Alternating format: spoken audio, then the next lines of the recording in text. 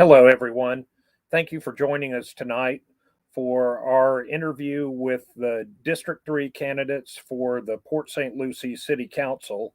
This is a runoff election because in the election earlier this fall, there was not a 50% plus one majority for any one of the candidates. So the two top finishers are here tonight to answer some additional questions from our editorial board. And we will also be taking some questions from readers if we can work them in.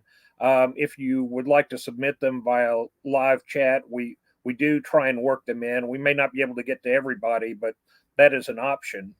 Let me introduce myself. I'm Blake Fontenay. I'm a columnist for TCPalm and a member of the editorial board. And our other editorial board members are Adam Neal, the executive editor, and Larry Reisman, who is our community editor and also a columnist.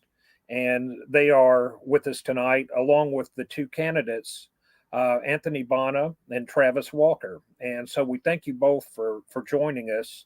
And just a note to the people who are viewing this out there, it will also be available. If you can't watch the entire broadcast, you can go back and see it at a later time of your choosing at tcpalm.com/opinion. And we also have questionnaires from the candidates in this race that are also available from a link at that same address. So that will provide additional information that we may or may not cover during tonight's interview. So we encourage people to look at those questionnaires as well. For our format tonight, we will be asking the same questions of the candidates. We'll alternate, and I'll start first with Anthony. We'll go alphabetically and we'll reverse the order for the next question and so on and so forth. We may eventually get into more of a conversation, but we'll start with the formal questions and see where we go from there. We're hoping this will be about a 45-minute session. Since we're starting a little late, it may go a little bit longer than that, but let's get right to it. Anthony, first question for you. You spent a lot of time this summer campaigning for this seat. So what have you learned from talking to your would-be constituents during this time? Absolutely. Well, Port St. Lucie is the 7th largest city in Florida, and I take the issues facing our community very seriously. One of the things and one of the staples of my campaigning effort is to go door to door. I believe that it's important not just to meet the residents who go to the different community events and things, but to really get into every corner of the city and to talk to every person, because every person in Port St. Lucie is affected by what the city council does. So I've heard about everything from the issues with Waste Pro to our millage rate to traffic challenges, even to different challenges that citizens have navigating government. They don't know always where to turn to. For instance, there was a door I knocked on who was having an issue with their son immigrating from Jamaica. And what I was able to do was and she didn't have a computer, she didn't have any way to really contact or get in touch, but I was able to go to her house, fill out the form, connect her with Congressman Mast's office. And so I really think that kind of campaigning is critical, because it's really shifting into the role that I would be serving in, which is a public service role. And so I take listening very seriously. I put my phone number on almost every advertisement I've done. And every time a mail piece drops, my phone is ringing off the hook. And I really enjoy it because voters have questions and they want to know what's going on and they want to know what to expect of their elected officials. And I think that's very healthy for our democracy. Thank you. Travis, same question for you. What have you learned while you've been out on the campaign trail this year? Well, first, thank you so much, TCPalm, for putting on this forum. I'm super appreciative of our opportunity to educate the electorate with regards to their options with regards to this campaign. With regards to the question, certainly canvassing, going door to door, talking to voters via phone and just being present for their questions and concerns are definitely paramount. The big issues concerning the city are waste pro, the environment, and taxes fiscal responsibility. Waste pro is a huge issue, and it continues to be a huge issue. And while the feedback that I constantly get is, why, especially the yard waste portion of it, why isn't that getting picked up?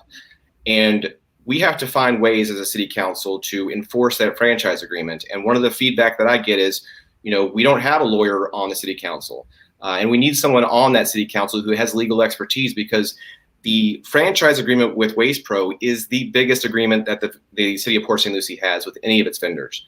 So one of the feedback that I get is, Travis, I think it would be great if you were on the city council, because that legal expertise is something that would complement the legal department that's already there, because we need to find enforcement provisions, and it's basic contract law that they've basically breached their contract because they failed to perform, and we need to find them accountable for what they've done. The other issues I hear on the campaign trail are, the environment. We still have the affluent going into our rivers, making sure we're finding grants, incentives, other incentives to find ways to bring people off of septic onto sewer. And finally, the taxes and fiscal responsibility. As a small business owner, I run a small business who has a payroll. I understand the importance of making sure that payroll gets paid. And you can't have unfiscal responsibility and run a small business. And people get that. The citizenry get that, and they complain about the taxes here in the city of Port St. Lucie, and we hear that all the time, going on the campaign trail. So, the feedback that I'm getting from our citizenry is huge, and I'm so grateful for the opportunity to listen to their concerns so that I can bring that to the city council. Thank you.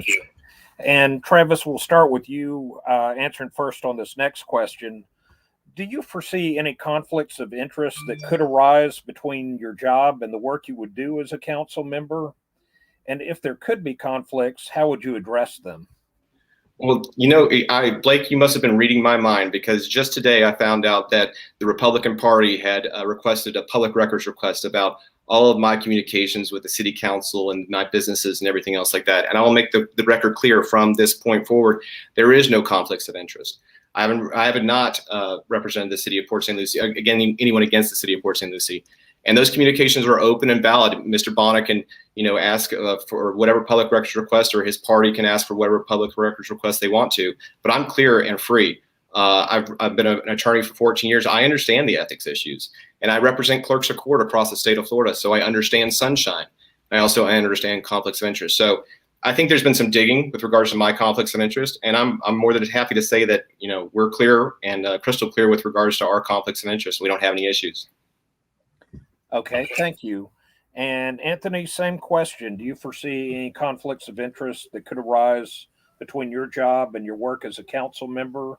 And if so, how would you address them? Well, I don't particularly see any conflicts of interest. I work with an education company, and I partner with schools to implement technology that improves the student experience in their brick and mortar environment.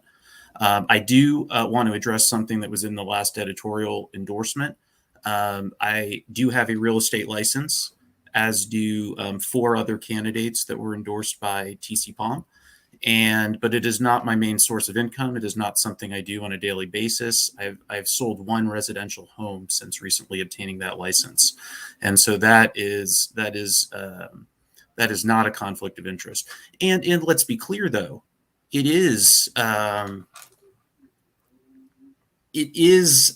likely, especially for an attorney, to have conflicts of interest, and to say that there wouldn't be the potential for conflicts of interest is a little disingenuous, especially when my opponent's firm handles land use cases. And so I think it's disingenuous to say that there aren't times when he's going to have to make a decision. And where that may be a challenge is if he does have a land use case or a case that he's involved in, and he has to recuse himself. If it's a good project that he supports and he recuses himself, a good project could fail because from a 2-2 vote. And so you really need 5 council members that make these decisions, because you don't want to see a good project fail just because there has to be a lot of recusals. I think both of us are very ethical. I think both of us can make good ethical decisions, but I think it's disingenuous to say that there's not the potential for conflict, because there is. Thank you. I will start with you on this next question, and I'm going to go to a question that one of our readers just submitted via the live chat. What are your feelings about local control and the governor stripping power from local elected officials? I'm a member of the Catholic faith. In our tradition, we have a principle called subsidiarity, basically meaning that political decisions should be made at the lowest competent authority. And so I believe in local control. I believe that local communities and local governments know what is going on in their communities. They have the pulse of the community, and that they are best equipped to make decisions. Nobody wants edicts from Washington, D.C. or Tallahassee telling them how to live their lives. And I believe in smaller government. I believe that families know best how to manage their households, and I believe in the same principles as government. Having said all that, there is a role for the state legislature. There is a role for the federal government, and balancing those things. Sometimes there's conflicts, but in general, I believe that local control is best. Thank you. Travis, the same question. What are your feelings about local control and specifically standing up to the governor in issues where there might be conflicting views between the state and the local government? Sure. No, thank you so much. And certainly from a conflict of interest standpoint, if I may reply, my opponent obviously hasn't been watching city council meetings for a long time, because you'll know that I have not had a land use issue in front of the city council for quite some time. So I questioned his observations to the city council with regards to the recent history, and if this has just been a recent thing since he's been running for office. With regards to Governor DeSantis, I have no problem standing up to Governor DeSantis. Home rule is the way things should be. I have a question for my opponent. As a Republican state committee man, do you have a problem standing up to Governor DeSantis? I don't know if you cannot endorse another Republican candidate, or if you have a problem standing up to Governor DeSantis, but I certainly don't have any problem standing up to him. I think that home rule is the important thing to do. Making sure that we have the ability to enforce our own created ordinances is essential to make sure that we govern ourselves appropriately.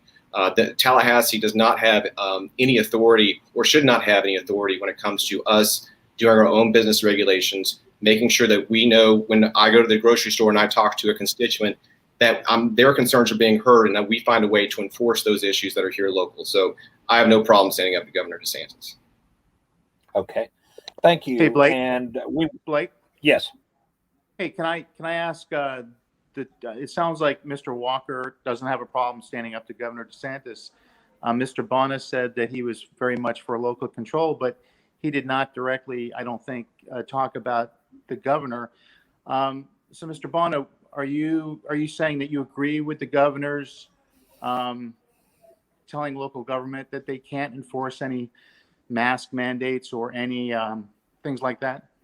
Well, I think, and here's the thing. And first of all, to address this, I have been involved in local government for a long time, and to address Mr. Walker, it's not just about past cases. I mean, I don't think that his firm is going to stand out, is going to suddenly stop handling land use cases if he's going to become a city councilman. So the potential for new conflicts always arises, and that's fine. But you should be honest that there may be times when I have to make a decision. I'm not saying that there are. I'm not saying that there are any ones that currently exist. But it's great to be straight with the people that there may be some times when I'm going to have to make a decision. In terms of Governor DeSantis, look, just because you support someone, and I support Governor DeSantis, doesn't mean you always agree. And to the extent that I disagree with Governor DeSantis on a specific issue, I will make that known with the governor. But I think it's great to have a good relationship with the governor. I think it's great to have a good relationship with all of our elected officials, because we should be working together. And it's not a, we act like sometimes there's these absolute rules, right? And that's what gets us into trouble. So yes, I believe in local control, but I also believe sometimes that the state does have issues where they should get involved in, because you don't want to have 67 different rules in 67 different counties in some issues, especially related to business. So it's a balance. That's what being an elected official is. It's balancing priorities. It's balancing things. It's working together, and it's not just these absolute rules and these platitudes. Thank you. But if I have an issue with Governor DeSantis, I have no problem making that issue with him known. Okay, thank you. Let's move on to another question. Travis, let's start with you on this one. Does the city need to take steps to make its transportation system more friendly to pedestrians, bicyclists, and people who are using other modes of transportation besides cars? And if so, what are those steps? Sure. And to respond to my opponent's further continuing the conversation, I have no plans and have not taken land use cases for quite some time, and I will not as a city councilman. So, I know he likes to play smoke and mirrors and cast aspersions. However, the issues are what they are, and the city of Port St. Lucie is looking for an independent voice who's not stuck with a party, who's not a Republican state committee man, who's always looking out for the interest of the city, not his party. So that's a big part of it, and the transportation is a big part of that. We need to make sure that we have a multimodal system that really incorporates all types of transportation. There's a lot of walking and riding cities. Obviously tradition has really incorporated a lot of nice modalities with regards to how they handle their transportation. And I'd love to improve upon that, making sure that we are providing access to multiple forms of physical process, as well as not just vehicular.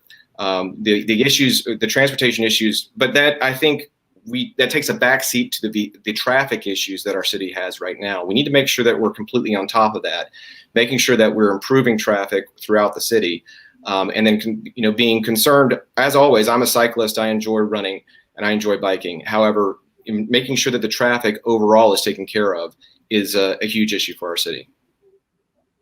Thank you. And Anthony, same question for you.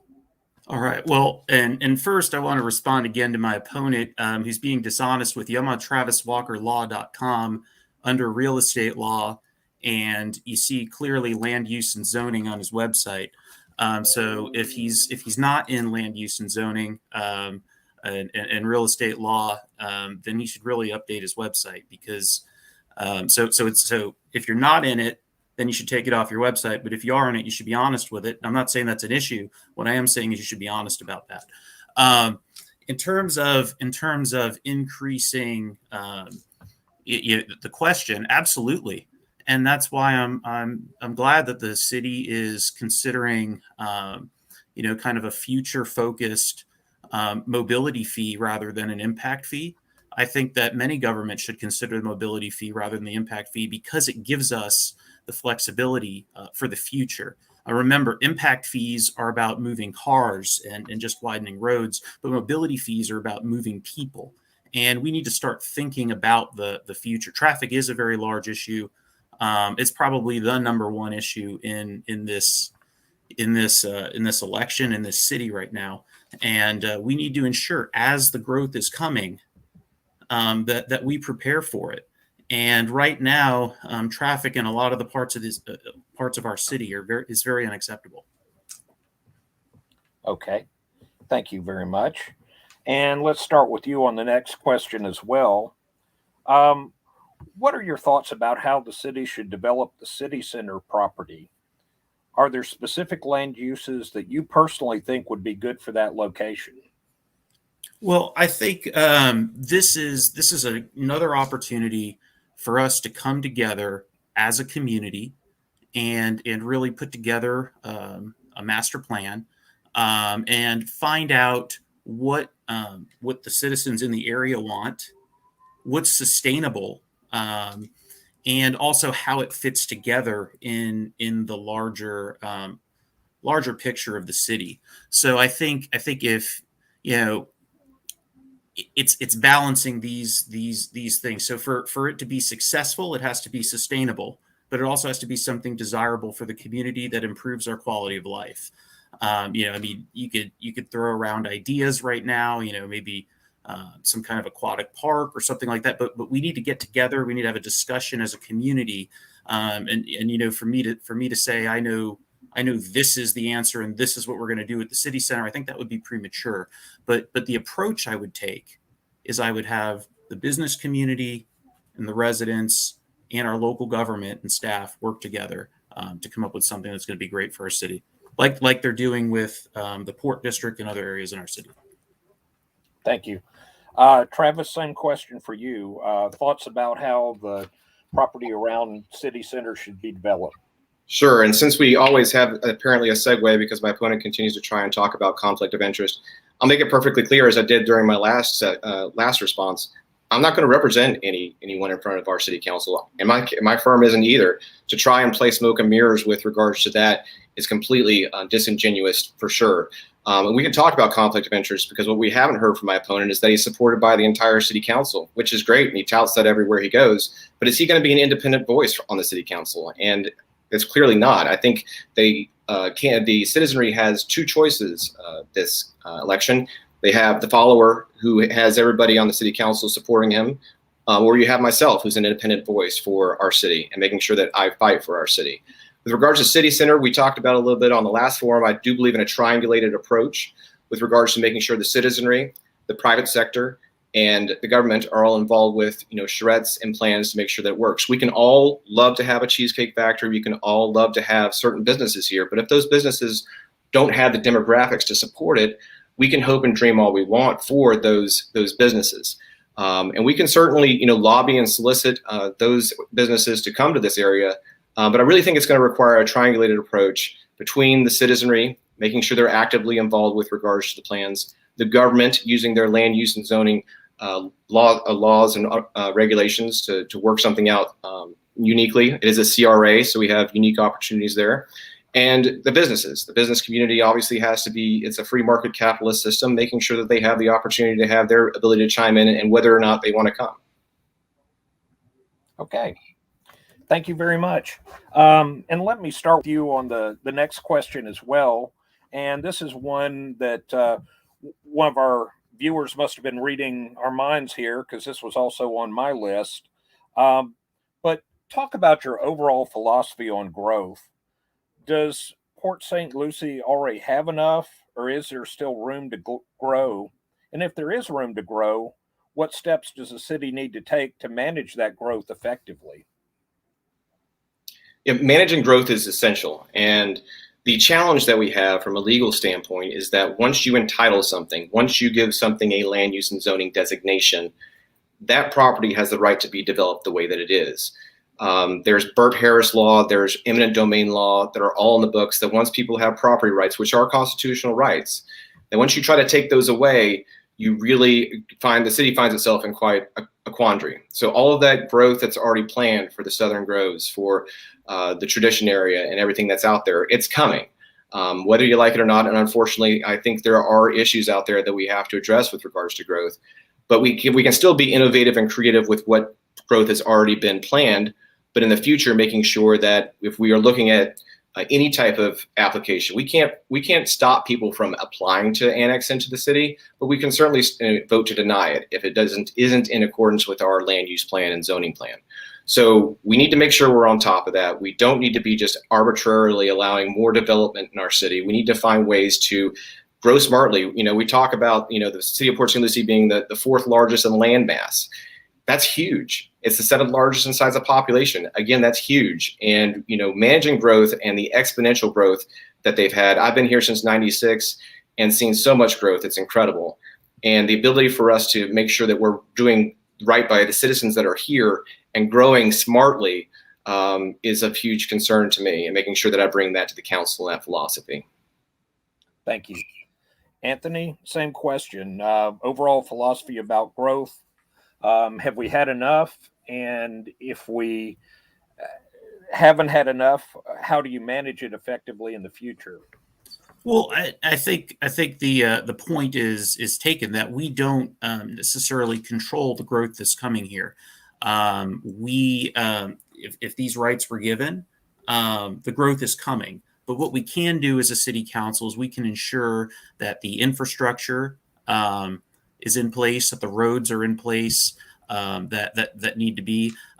We can also work with the development community to remind them of their responsibility to provide parks and recreational facilities, et cetera, for the residents that are going to be coming. So we know it's coming.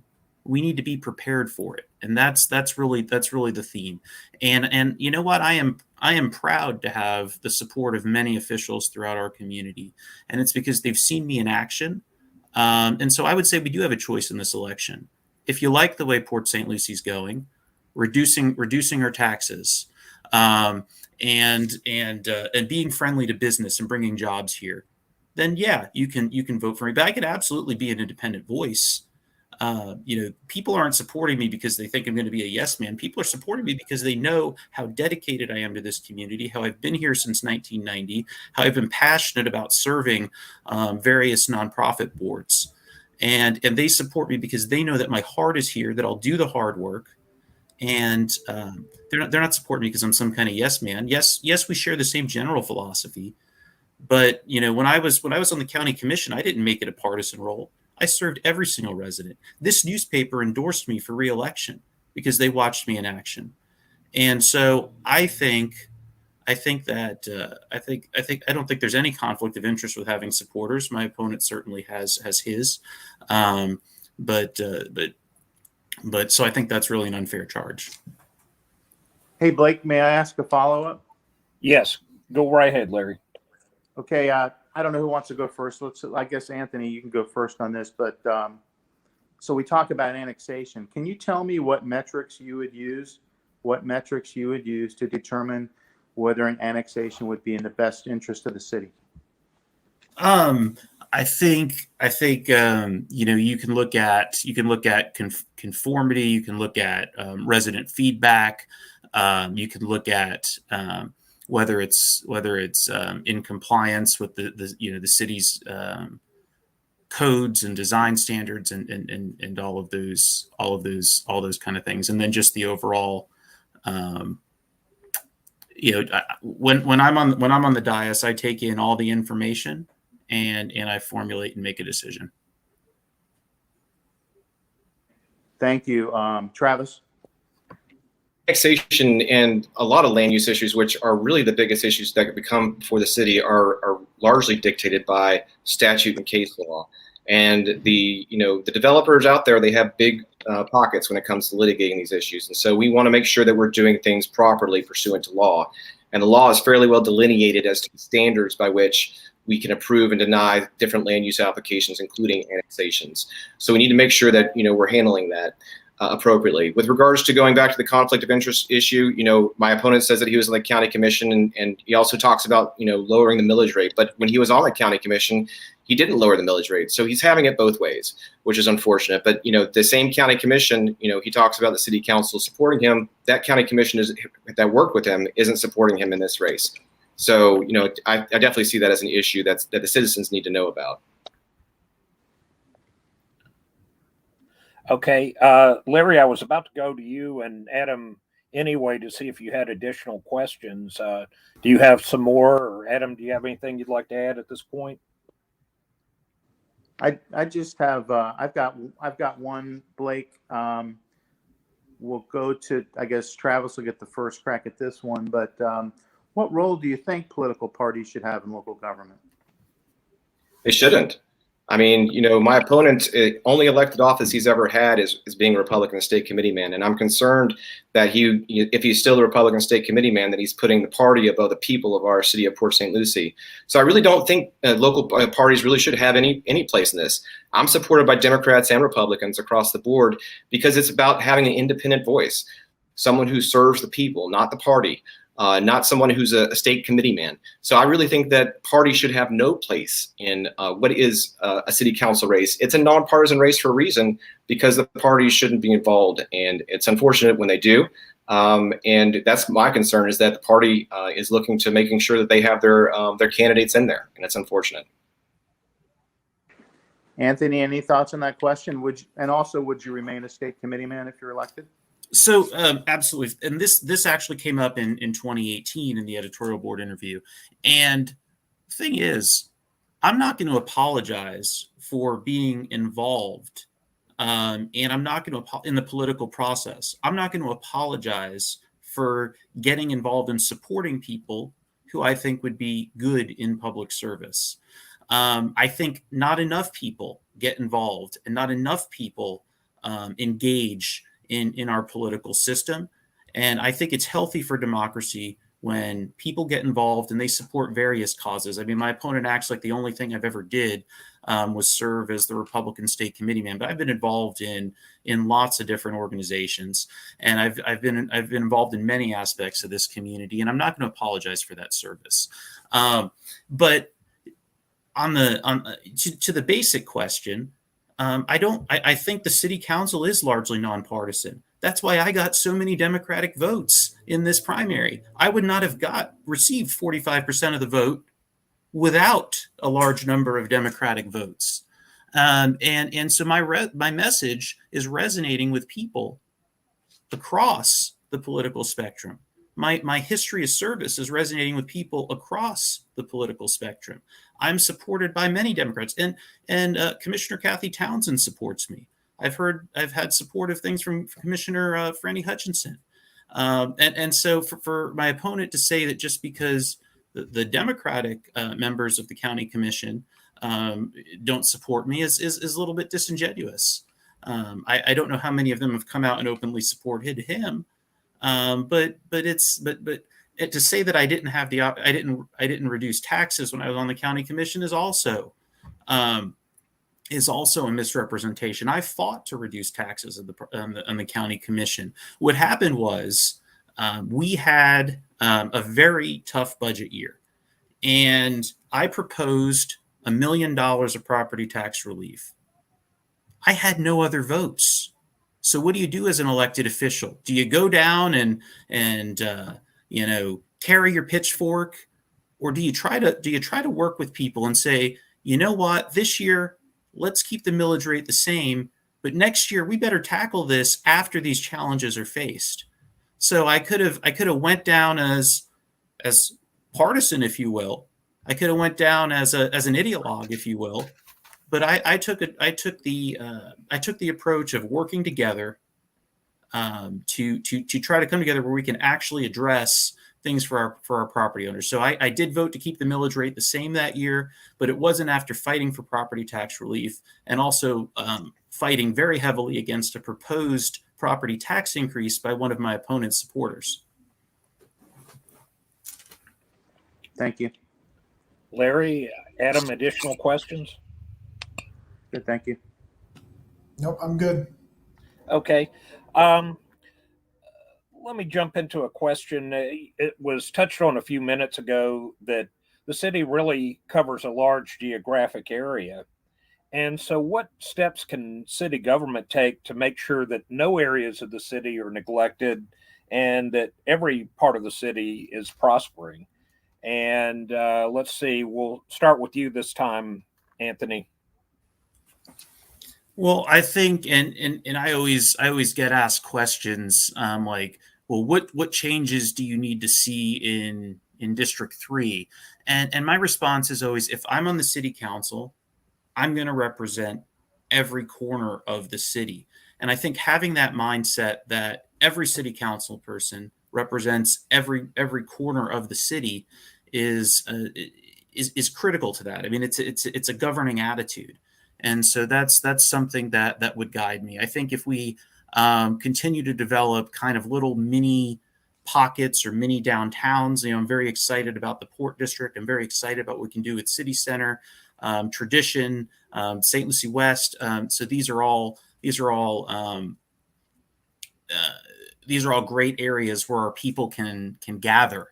And so I think we need to focus on developing areas where we can gather more. And then just really keeping a focus on our infrastructure. I mean, that's transportation, taxes, and transportation, traffic, and infrastructure are one of the biggest issues that you're dealing with in terms of growth. So that's something that I would keep a heavy focus on. Okay, Travis. Can you repeat the question for me, please? Yes, in a city that's as large geographically as Port St. Lucie is. What steps can city government take to make sure that all areas of the community develop and prosper? Sure. And I mean, there's a strategic plan and a comprehensive plan to do that. Obviously, the tax base is an important part of that. And what we just heard from my opponent previously was that, as much as he likes to lower taxes, when he has an opportunity to lower taxes, he votes to keep taxes the same. And in doing so, he could have been the lone voice. What's wrong with standing up for your values? What's wrong for doing the right thing for the taxpayer here? Instead, you followed with regards to the rest of the commission. And I think that the people of the Port St. Lucie need to know that, so that when they're electing an official, are they going to have a leader and an independent voice, or they're going to have a follower? And that's the concern we have here. And making sure that, we have the proper comprehensive plan, land use plan in place with regards to making sure that things are developed appropriately. When I go door to door, I talk to people on the east side of US 1, and there's a lot of concern with regards to the attention that's out there. I know we've got a stormwater plan, and I know we talk about making sure city center is taken well care of. But we got to make sure that across the entire city, that fourth largest city of Port St. Lucie that I love and that we're here for, has the opportunity to make sure that we take care of all of our citizenry from all the way west in the Groves to east of US 1 through the river. Okay. Thank you. And Travis, let's start with you again on this question. The Port District has come up a couple of times, so I'll ask a question similar to the one we had a few minutes ago on the city center. What specific land uses do you think are needed in the Port District? And do you see any areas where the comprehensive plan for the district needs to be tweaked? So the Port District, can you clarify that for the record? Yes, specific land uses that you would like to see developed within the Port District, and any changes to the comprehensive plan that you feel are necessary. Well, the only port, if you're talking about the city of Fort Pierce's port, obviously the city of Port St. Lucie doesn't have any jurisdiction over there with regards to the ability to do land use and zoning changes. It's really that triangulated approach with regards to making sure that we have whatever, plans we're looking at are making sure that they're well developed and that it meets the legal criteria for what we're looking for. So, making sure that it's consistent with the comprehensive plan, making sure it's consistent with the zoning is important to make sure that we are taking care of our citizenry. Okay, Anthony, same question. What about the Port District? Okay, we'll get to that in a second. Again, as I said, I voted I proposed very strongly a tax reduction that year. However, when you're an elected official, you have to make decisions about which battles are worth fighting and what is the most effective way you can achieve your policy goals. And that's leadership. And if Mr. Walker wants to talk about leadership, it would probably be returning the maximum contributions that he received from Waste Pro at a time when citizens are receiving very poor service. How is Mr. Walker going to be an independent voice when he has, essentially, every dollar Waste Pro has should go towards serving our residents, towards bonuses. It shouldn't go towards funding Mr. Walker's campaign coffers. Now, the Port District is where our residents go to explore and connect and gather with nature. That's how it was described at the city's retreat, which I attended this summer. And so I know we're working to get some restaurants there. We need to figure out what our citizens are going to want, what's really going to work there. I enjoy taking walks on the boardwalk. I think, more trails and more opportunities to connect with nature. But I'm actually very happy with the way things are going with the Port District, and I'm going to keep following it very closely. Hey, Blake, may I ask a couple of questions? Please jump in. Okay. Anthony, can you please succinctly give a specific example of a time when you achieved a long-term professional goal that required collaboration with others? So a long-term professional goal or that required collaboration with others. I know in terms of the position I'm in now, we had it's a startup. It started out as a startup company with just 5 or 6 of us working there, and it started right here in Fort Pierce, and we really worked to get our company's message out to enough schools to build a network that eventually attracted the attention of Sterling Partners, which is a major education investment company. They've done companies like Amerigo Education and the Laureate University System, and then eventually, we set some initial goals for revenue, and so I was able to work with our sales team and personally bring in over $1 million in sales. And so really watching this company grow from 5 or 6 people and being a part of that, and an integral part of that, to over 300 employees has been a great thing. So as the director of partner development, I think I've been quite successful there. Thanks. And would you continue to do that if you were elected?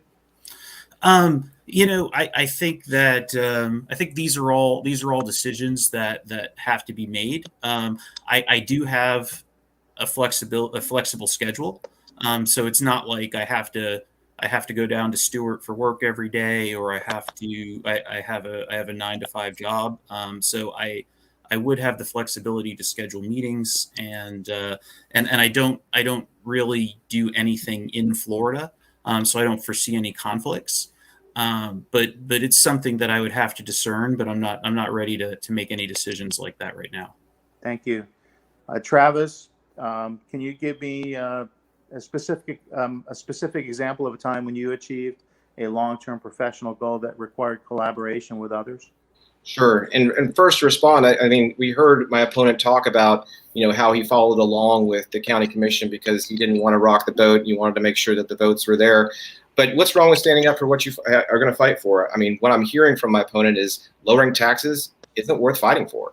And so that's my concern with regards to making sure the citizens of Port St. Lucie know the difference, that you have an independent voice who's willing to fight for the other things that are important to us. He talked about the Waste Pro contributions. The current mayor, Shannon Martin, received Waste Pro contributions as well. I'm hoping I'm to hear from him casting aspersions on the mayor for her accepting contributions from Waste Pro as well. So my concern is that my opponent likes to have it both ways and not really listen out to what the concerns are of the people, and making sure that we're looking for the right type of candidate for our position, and making sure that we're all the businesses that are around are paying their taxes. So those are a big concerns to me, making sure that we have the proper places in place in order to do so.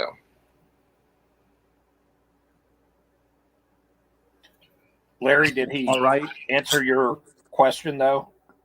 No, I really asked for that, the long-term professional goal.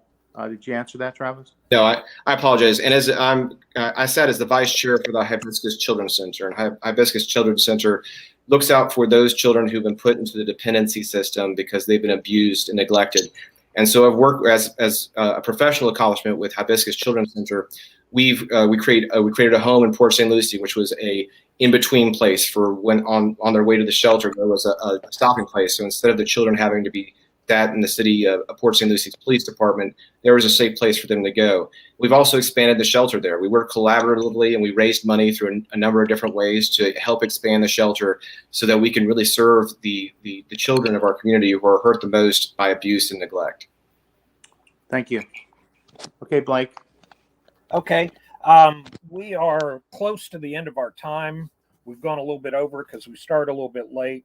but I would like to give each of you a couple of minutes, and please keep it to that, to offer a closing argument, if you will, to say why you believe you are the best candidate for this job as opposed to your opponent. So I think we are now back to Travis to start first. Sure. Thank you so much again, TCPalm, for the opportunity to be here. And I do give my opponent, I give all of the people who run for city council credit, because running for office, as we all know, is not always the most enjoyable of situations, but it's an important one, because the city of Port St. Lucie runs a $500 million budget every year, and over the $500 million budget. So we need people in there who are serving our community properly, accurately, and talking about the issues between the city and what the differences are. I am Travis Walker, and in addition to being an attorney, I'm an Eagle Scout, so I've taken 2 oaths to serve and protect. So that's the major reason why I'm running. I'm also a business owner. I run a payroll, which I have people who every 2 weeks who rely upon me making sure that the business is operating in order to ensure that they get paid. My opponent doesn't have that same situation. You may hear that he's a small business owner, but you're not going to hear that he has payroll that he runs every 2 weeks. I've lived in the city of Port St. Lucie since 1996, and I originally ran for this seat 20 years ago. I may have been too young then, but with years of experience, law school, building my own firm, coming back to the area, ready to come back and serve my community and do everything for them. I've served on a number of nonprofit boards: the Boys and Girls Club of St. Lucie County, the Education and Foundation of St. Lucie County, the United Way of St. Lucie County. Served on the Youth Court, the Port St. Lucie Historical Society, the St. Lucie County Chamber of Commerce, and many, many others, including Hibiscus Children's Center, which I referenced earlier. I've sat on the city's Port St. Lucie Planning and Zoning Board and the Economic Growth Team. My opponent has not sat on any advisory boards to our city of Port St. Lucie, and is now showing interest in the city after not being able to be reelected in the county commission. I've attended the city council meetings for many times, obviously observed them for a long period of time. And the city is where my heart is. It's not where the county, not with the county. It's with the city of Port St. Lucie, and that's where my heart is. I've been involved in the city since 2000 when I first ran for city council, and am looking to serve it. And I think the biggest thing, and we've hit upon this several times, is that my opponent talks a good game about with regards to lowering taxes, but when he is the proof is in the pudding. You didn't lower taxes when you said you had the opportunity to, and instead you followed along with the commission when you had the opportunity to be that lone voice, to stand up for your values, to not fold. And that's what we got with regards to the vote. And so my concern is that that same type of thing is going to happen in the city of Port St. Lucie. And that's why there is a clear difference. You have the Republican state committee man who follows along and toes the line, or you have me, the independent voice, who's here to fight for our city, who has the lawyer expertise in order to make sure that the legal department is supported and have a great future. So I ask everybody to go to www.votetraviswalker.com. You can learn more about our platform and everything that we're doing there. I humbly ask for your vote on December 7th, Pearl Harbor Day. And thank you so much for the opportunity to be here. Thank you. And Anthony, closing words? Yeah, well, first I'd like to thank you all for the opportunity to have this discussion. I think it was very important. I'd like to correct one thing that my opponent said. He accused Mayor Martin of taking the Waste Pro dollars, but the difference between Mayor Martin and Mr. Walker is that Mayor Martin returned those dollars, and Mayor Martin thought those dollars should be used to give to give bonuses to employees. So Mayor Martin actually showed leadership there, and I would hope Mr. Walker would do the same thing and return his Waste Pro dollars. Second of all, this thing about taxes. Travis has been absent on the tax issue. I have made this a 3-year issue. I've went before the commission. I've led people. I haven't been silent on this issue. I think elected officials need to know how to both work together and also stand their ground, but you have to know when to do which. And so I was an outspoken voice, and this year you're going to see at least a $250,000 reduction from the county. The city's going down 0.3 of a mil, but the county commission heard Anthony Bonna loud and clear, and so I've spoken at multiple government meetings, and I have not been silent on this issue. Travis Walker's been nowhere to be found. So we don't know what he would do on the millage rate. He thinks it's a good political issue now, but we don't know. Travis talks a lot about, being an attorney. We have a city attorney. And if Travis would like to be the city attorney, he maybe should apply for that position. But city councilman has to balance a whole lot of aspects of the city. And it's more than just being an attorney. Why you should vote for Anthony Bonna. Anthony Bonna has been in this community since 1990. I was raised by a single mom working 2 jobs. I learned everything I know from growing up in church, from being a little brother in Big Brothers Big Sisters, from the Boy Scouts, and I got some scholarships when I graduated high school. I was able to attend Georgetown University and earn a finance degree, which I think would definitely be an asset to our city council. And what I want to do is I want to give back. And that's why I'm on the board of Big Brothers Big Sisters. That's why I'm the treasurer of the Education Foundation, the financial secretary for my Knights of Columbus. That's why I interview students that want to attend Georgetown University. It's because I feel that kids like me weren't supposed to have this opportunity, and Port St. Lucie invested in me. St. Lucie County invested in me.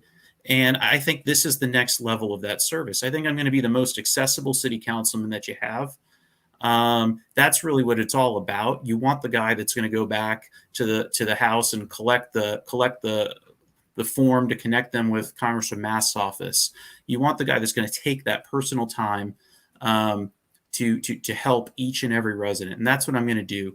If you have questions for me before you vote, my cell phone is 772-237-0984. My website is www.anthonybonna.com. And I really thank the editorial board for taking this second look at this race. I think this discussion is very beneficial to the voters, but you can count on me to reduce your taxes. That's very important to know. And the people that support Travis are the ones that got us into a lot of debt, and also were proposing tax increases when I was proposing tax cuts. Okay. Thank you to both of the candidates for agreeing to participate in this interview tonight. And thank you to all the people who are watching. If you would like to review this broadcast, it will be available on our website, tcpalm.com/opinion, as well as the questionnaire answers that the candidates submitted. And we highly encourage you to take a look at those answers. They go beyond some of the topics that we touched on tonight. And finally, I would just urge people to get out and vote in this election on December 7th. And thank you for your time, and good night. Thank you. My opponent has no evidence that Mayor Martin returned her contributions. So I'm sorry that you continue to cast aspersions, but that's inaccurate. Well, I would hope you would do that, my friend. Okay. Okay, guys. The opportunity. Thank you.